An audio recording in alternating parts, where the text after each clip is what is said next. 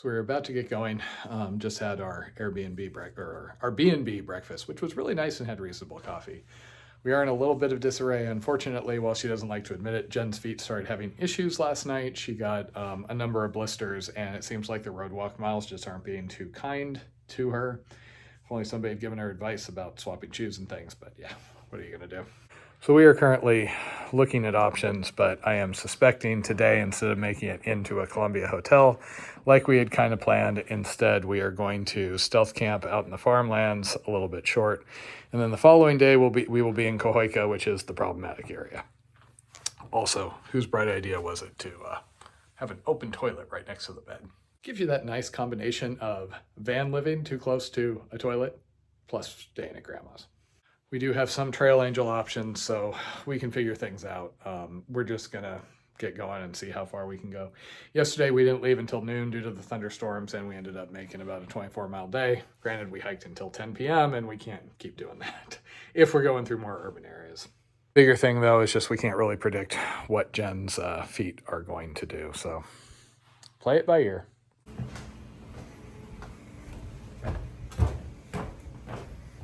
So while it might look like Taters is all sad, struggling, aging by the moment, feet swelling, falling apart, in actuality, it's all a scheme, because she sees by acting like all sad, hurt, and wimpy, it activates super positive mode in me. I think I actually found this B&B far more entertaining because we arrived late at night with like nobody here, trying to sneak around in the dark and eat. But nice house. Blondie hadn't been in one of those before, so it was kind of fun. The host lady was really nice. Fancy.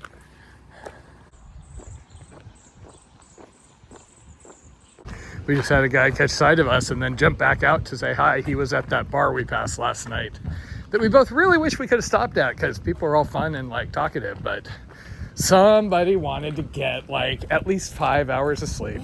Because the plan was to leave early, like right at daybreak. As you can see, it is currently right at daybreak and totally not 9:30 because Blondie had to drink 1 cup of coffee.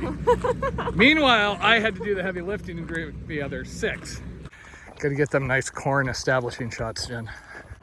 Taters was just highly amused because we were almost run over by a tractor that is texting and driving badly. As you can see by the fact he's about to go off the road again.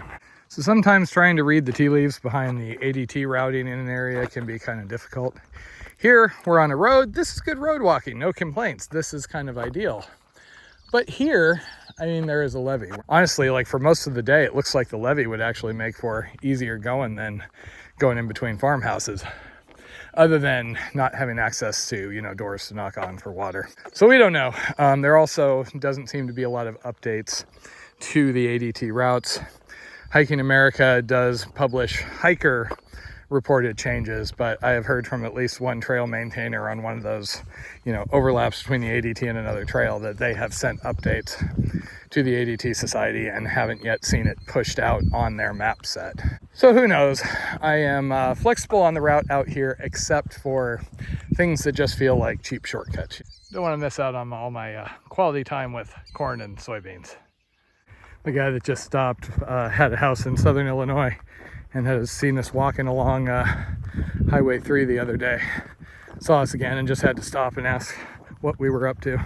The funny thing is, every time we say, oh, you know, we're hiking Delaware to San Francisco, after they're kind of blown away and like speechless at the magnitude of it, they always ask, like, do we live in Delaware? That seems to be the assumption that always pops out.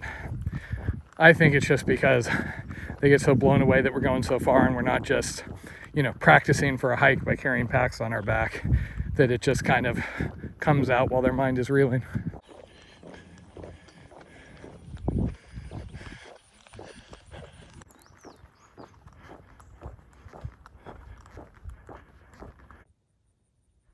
Now that makes for some really nice variety from the corn.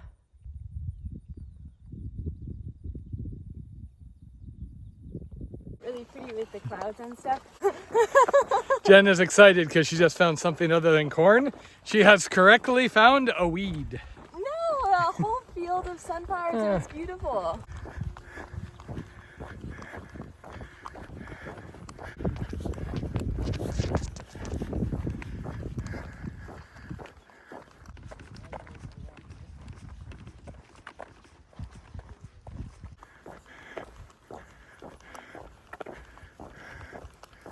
It is in the mid 80s, meaning it is warm out here without any tree cover, but it is at least manageable. Unfortunately, it looks like that may not last past today.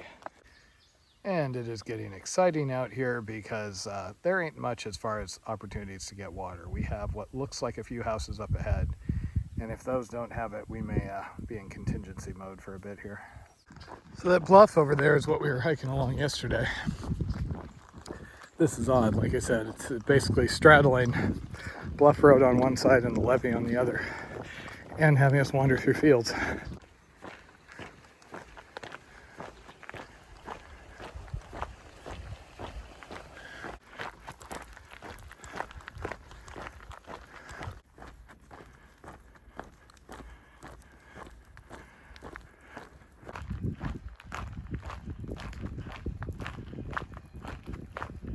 We were able to get these nice folks to fill us up with water.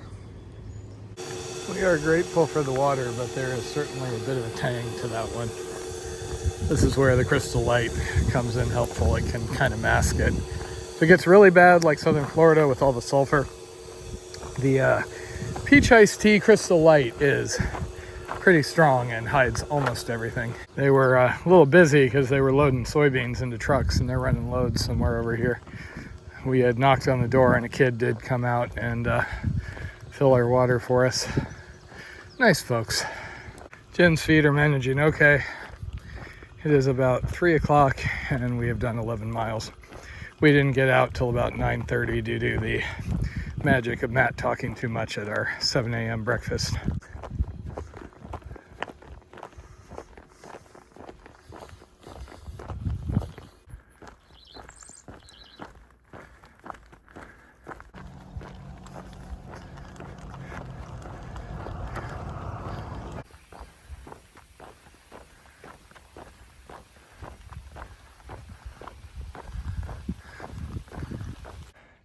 Mush, Blondie. Mostly because your feet are mush today. Woohoo! Good thing we're not on that shady bluff over there. That would be boring.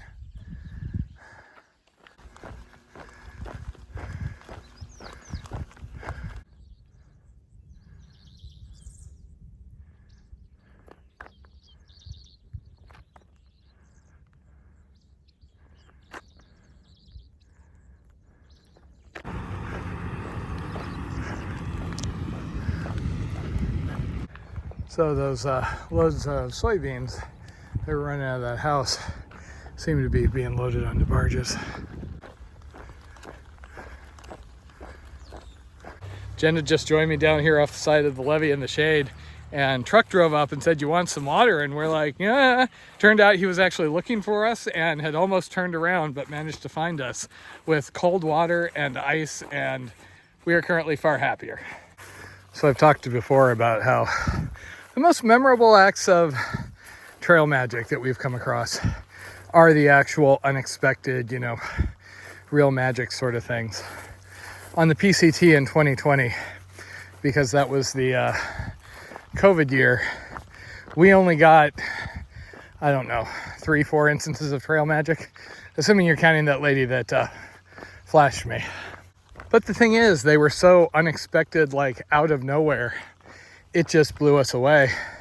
Whereas I met a lot of really, really cool people on the AT, but it was kind of like Costco. Every time we got to a new saddle, there was somebody there with, Mountain Dew and chips. So like this, that was completely unexpected. When the guy pulled over, we assumed it was just another worker running up and down the levee road.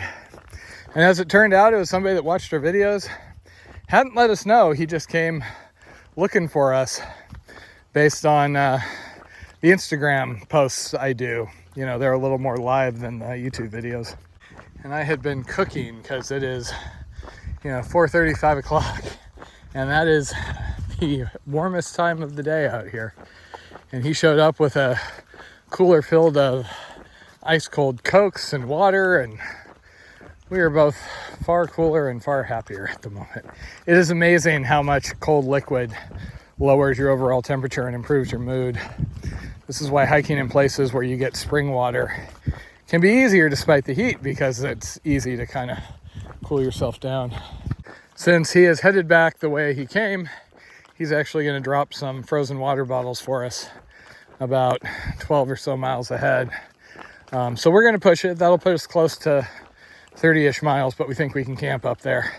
And that'll be a nice treat at the end of the day, and we don't have to worry about having another incident like that first night on the levee. So this is the point where logically you would think you would just follow the levee when it continues up, but the red line actually goes off into the fields. And we decided we're going to do that. My guess is just that parts of the levee are not Corps of Engineers easement. They're technically private property. We have heard from some of the locals that that's not a problem. People can just walk it, but yeah.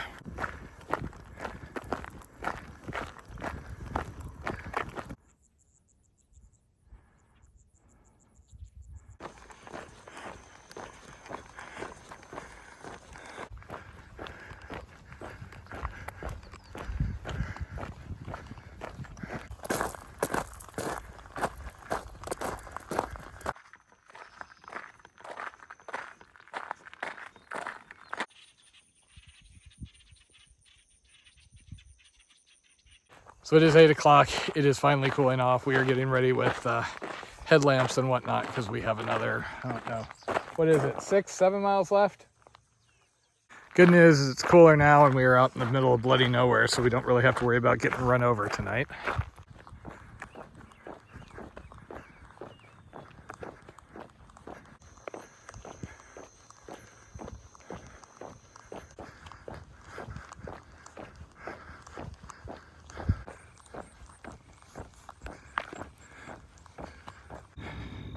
(10:30). Bit on the late side, but we reached our water drop, and now hopefully we'll be able to find someplace to camp out here. So we found the water that our friend earlier left us. Still icy cold. Now we're just trying to find someplace to set up. Unfortunately, the place I'd eyed had a couple of idling trucks, and we didn't want to set up right next to them. So we're just going to set up down the side of this levee. It's a little bit muddy, but so is everything. Hopefully there's no massive flooding today. Huh? Okay, so we are just going to set up on the side of the levee, mostly not visible from the road, and if anybody wants to talk to us, we'll talk to them. It is muddy, it is buggy, and it is late. So we're hoping this is just Disney rash. I've had it before also, and I didn't get into anything. We did a long day today, 28 or 29 miles, hiked till almost 11 o'clock. Had a really actually pretty nice, pleasant night hike on these little back farm roads. Only a couple of cars came by the whole time. It was really peaceful, and ended at this passable camp. Nothing great, but should do us just fine for the night. Evening water fill-up was nice and easy. Thanks to Trail Angel, left us some trail magic, so we had an easy water fill-up, and we actually have ice cold water, which is a special treat at the end of the day. Tomorrow we'll be headed into the outskirts of the St. Louis area. Should end up kind of near Cahokia, so we'll probably be in a hotel tomorrow. Home sweet home for the night.